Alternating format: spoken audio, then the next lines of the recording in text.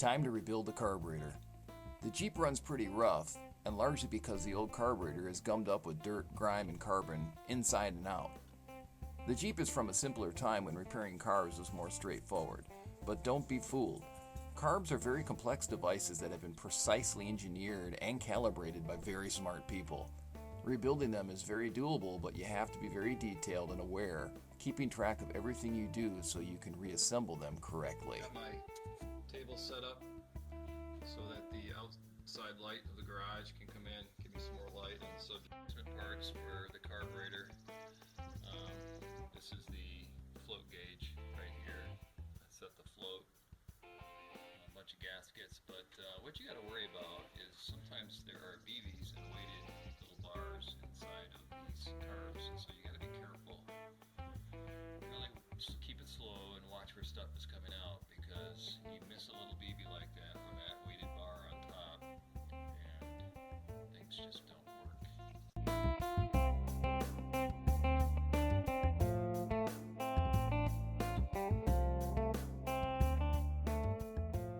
This is a weight for the check ball. This is the ball, and which is no problem, except for the fact that this was what was in there before, so it was kind of combined with the needle and the weight in one, whereas this has a ball and the weight bar on top of it, and it all fits in this little hole right here, and it is the pump check. It's where fuel can get pumped in when you need it on demand.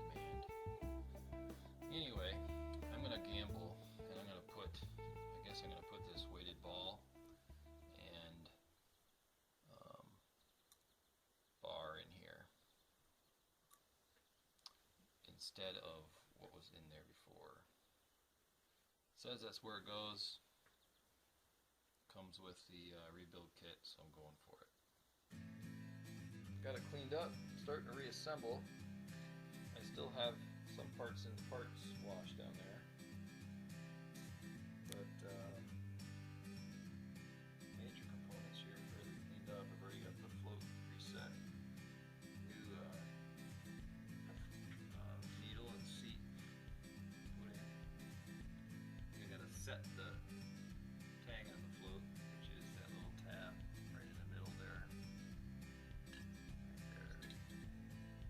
But I think it's, I didn't mess with it, I think it's okay, but I'll double check it.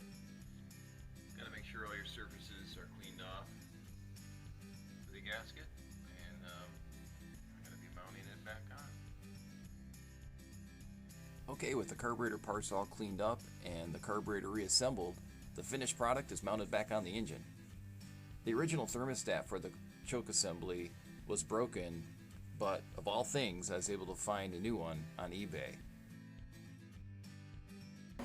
Even has the markings if you want to lean it out or richen it, and it actually matches up with the Carter carburetor, so pretty excited about that. But the spring hooks up to this little lever right here, and then it actuates this butterfly in the throat of the carburetor.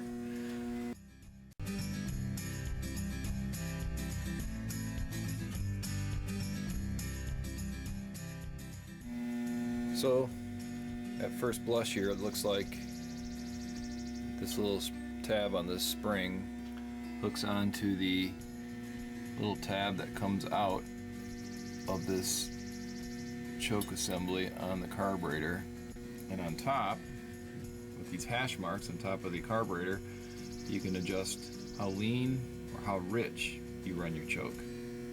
So I'm going to see if it'll fire up with just the two screws holding the choke in place.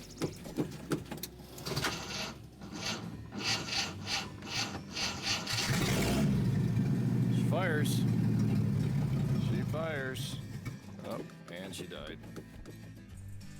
By pumping the accelerator, the carb linkage allows the choke thermostat control to fully close the butterfly in the throat of the carburetor.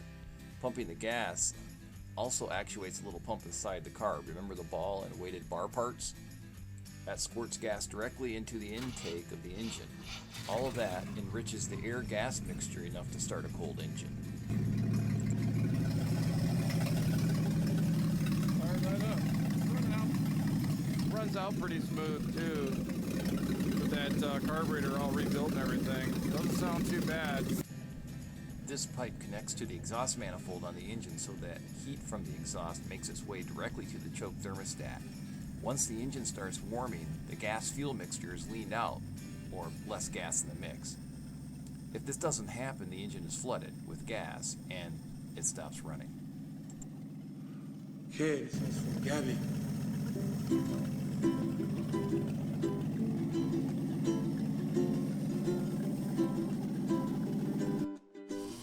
There you go. Quick run to Ace Hardware, and I got a screw that I think is going to work. Put a little washer on there, and